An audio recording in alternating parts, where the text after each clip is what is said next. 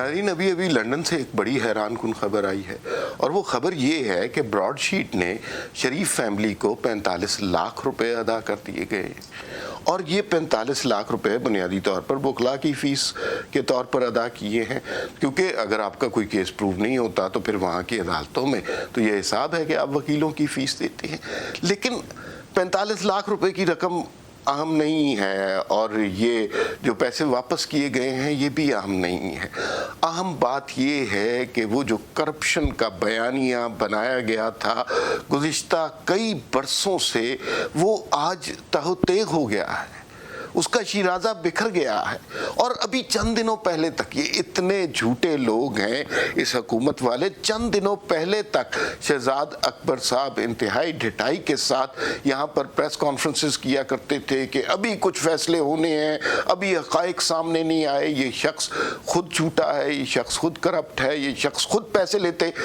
پکڑا گیا ہے، اور ایک خاص طریقے سے ایک کردار کشی کی مہم چلائی گئی نواز شریف کے خلاف، اور پتہ نہیں براڈ شیٹ کے حوالے سے انہوں نے کیا کچھ کہہ دیا کہ وہ جو 4 فلیٹ ہیں وہ بنیادی طور پر کرپشن کے پیسوں سے آئے ہیں، کہاں سے، اور ہمارے ذہنوں میں اتنی شدت سے یہ ڈال دیا کہ آدھا پاکستان یہ سمجھتا تھا کہ 4 فلیٹوں کی وجہ سے پاکستان 70 سال سے ترقی نہیں کر سکا۔ پاکستان جس وجہ سے ترقی نہیں کر سکا وہ نواز شریف نے آپ سب لوگوں کو بتا دیا ہے، لیکن وہ کرپشن کدھر گئی؟ وہ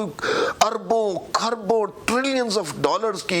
سے کم تو کوئی بات ہی نہیں کرتا تھا۔ عمران خان ابھی بھی ہر تقریر میں کہتے ہیں کہ شریف فیملی کھا گئی، تو جہاں پر عدالتوں میں انصاف ہوتا ہے وہاں پر اس طرح کے کیسز کا اس طرح فیصلہ ہوتا ہے۔ یہ ہمارے جیسی ثاقب نثار جیسی عدالتیں نہیں ہیں، اگر وہ عدالتیں ہوتی تو آج یہ فیصلہ اس کے مخالف آ رہا ہوتا، لیکن یہ بہت بڑا واقعہ ہے، یہ بہت بڑی خبر ہے کہ براڈ شیٹ جس نے غلط الزام لگایا اس نے شریف فیملی کو 45 لاکھ روپیہ ادا کیا ہے۔ یہ اسی طرح کی بات ہے کہ اگر صحیح طریقے سے ججمنٹ ہو، انصاف ہو، شواہد کو دیکھے جائے، وکلا کو سنا جائے، تو پاناما کا کیس جس کی بنیاد پر نواز شریف کی حکومت گئی تھی، اس کیس میں سے اس سب کچھ کے باوجود، تمام تر جھوٹ کے باوجود، تمام تر سرکاری مشینری کے باوجود، تمام تر اسٹیبلشمنٹ کی سپورٹ کے باوجود، تمام تر جعلی ججز کے باوجود، تمام تر انصاف کے دھندے کے باوجود نواز شریف کے خلاف کوئی یہ چیز پروو نہیں کر سکے تھے، اور اس میں بھی کیا چیز نکالی تھی؟ ایک اقامہ کہ بیٹے سے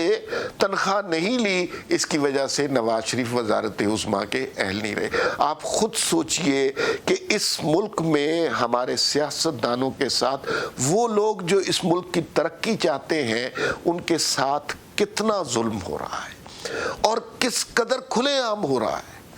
ہمیں انصاف عدالتوں سے نہیں ملتا، ہمارے ہاں ہر وقت جو ہے اسٹیبلشمنٹ کے سائے ہمارے گرد گردش کرتے رہتے ہیں، میڈیا اتنا غلام ہے کہ ابھی بھی آپ دیکھ لیجئے 5 سال کے پروگرام نکال کے ہر آدمی ہاتھ میں ثبوت لے کے پھر رہا ہوگا، اس لیے کہ وہ اس جھوٹ بولنے کی وجہ سے چینلوں پر آنے کی انہیں اجازت ملتی ہے، اس جھوٹ کی وجہ سے انہیں نوکریاں ملتی ہیں۔ تو یہ وہ کرپشن کا بیانیہ تھا جس کا آج کلا کما ہو گیا ہے۔ اب اس سے زیادہ ہزیمت کیا ہوگی، اس سے زیادہ شرمندگی کیا ہوگی؟ اب یہ ڈھیٹ لوگ ہیں، انہیں تسلیم کر لینا چاہیے اور سارے پاکستان کو واشگاف الفاظ میں بتا دینا چاہیے، نواز شریف نے ایک پیسے کی کرپشن نہیں کی، جنہوں نے الزام لگائے وہ سب سے بڑے کرپٹ ہیں، اور اس سارے کے پیچھے اصل مسئلہ یہ تھا کہ ملک ترقی کر رہا تھا، 5.8 گروتھ ریٹ تھا اس ملک کا، اور اس ملک میں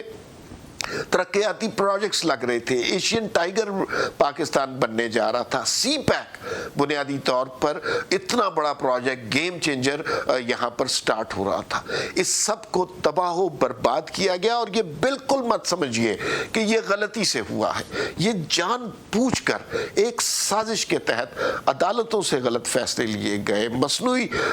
جعلی JITs بنائی گئیں، واٹس ایپ پر کالیں کی گئیں، اور اس کے بعد ایک فیصلہ دیا گیا، اور ایک دیانتدار وزیر اعظم کو آپ نے یہ ثابت کر دیا کہ وہ کرپٹ ہے۔ اس کے بعد میڈیا پر مسلسل آپ نے ایک کیمپین کی، کردار کشی کی۔ اب آپ سوچئے کہ اگر یہی صورتحال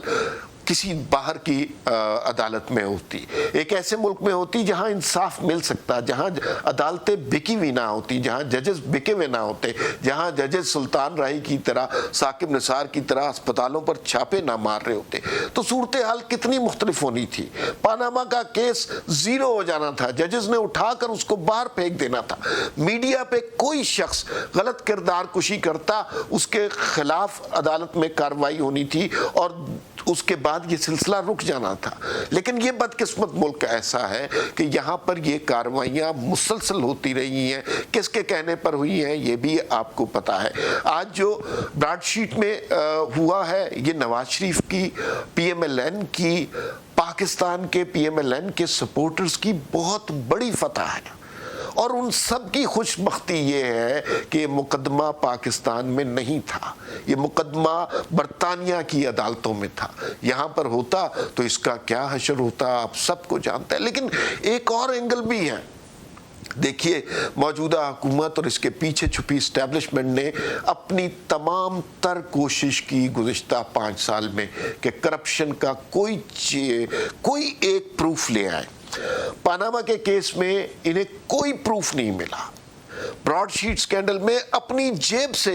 45 लाख रुपया ब्रॉडशीट को देना पड़ा है। वजीर आज़म हाउस के अखराजात पे इतनी बात हुई और वो ऐसे बदबख्त एंकर थे, वो जो है बाथटब में बैठ के रिपोर्टिंग करते थे और वो कहते थे ये सोने की चीज़ें बनी हुई हैं, भैंसें खरीदी हुई हैं, गाड़ियाँ खरीदी हुई हैं। बहुत अरसे के बाद उन्हें जाकर पता चला, लेकिन वो खबर मीडिया में चलाई नहीं गई कि वजीर आज़म हाउस से नवाज शरीफ एक पैसा नहीं लेते थे, अपनी जेब से खर्च करते थे, मुलाजमों को पैसे देते थे। और ये क्या खबरें चला रहे थे गुज़िश्ता कितने अरसे से कि जनाब ये गाड़ियां, ये कट्टे, ये भैंसे, ये बेच के मुल्क को तरक्की देंगे। इन्होंने मुल्क को बेच दिया लेकिन मुल्क को तरक्की नहीं करने दिया। ये कितना जुल्म हमारी आंखों के सामने हुआ है। और अभी मैं आपको बताऊं कि तारीख बड़ी जालिम चीज है। तारीख हिसाब जरूर लेती है, तारीख हिसाब लेगी पानामा केस का भी, तारीख हिसाब लेगी उसके अंदर जो JIT बनी उसका भी, तारीख हिसाब लेगी व्हाट्सएप कॉलों का भी। और अगर ये इंसाफ पर मबनी चीज़ें हुई और तारीख हमें वो शफाफ चेहरा इंसाफ का दिखा सकी, तो आपको पता चलेगा कि नवाज शरीफ की करप्शन के पीछे के नारे मारने वाले जो थे वो सबसे बड़े करप्ट थे और उनके बड़े खलीज और मकरू चेहरे थे। और उन्होंने जानबूझकर एक शख्स के खिलाफ नहीं, एक पार्टी के खिलाफ नहीं, पाकिस्तान के खिलाफ एक साजिश की है। और वो साजिश ये है कि आज ये मुल्क जिस हाल में है, जिस कमतरी का शिकार है, जिस तनज़्ज़ुली का शिकार है, ये उन सारे लोगों की वजह से है जो कभी मीडिया पर आकर कहते हैं कि नवाज शरीफ ने अरबों खरबों लूट लिए, जो कभी अदालतों में इस तरह के फैसले देते हैं, जो कभी ड्राइंग रूमों में इस तरह की सियासत करते हैं। इसलिए कि बुनियादी तौर पर उन्हें ये खौफ था कि नवाज शरीफ का असर और रसूख अब अवाम तक ज्यादा होता जा रहा है, अवाम पजीराई कर रहे हैं, अवाम एप्रिशिएट कर रहे हैं, मुल्क तरक्की कर रहा है।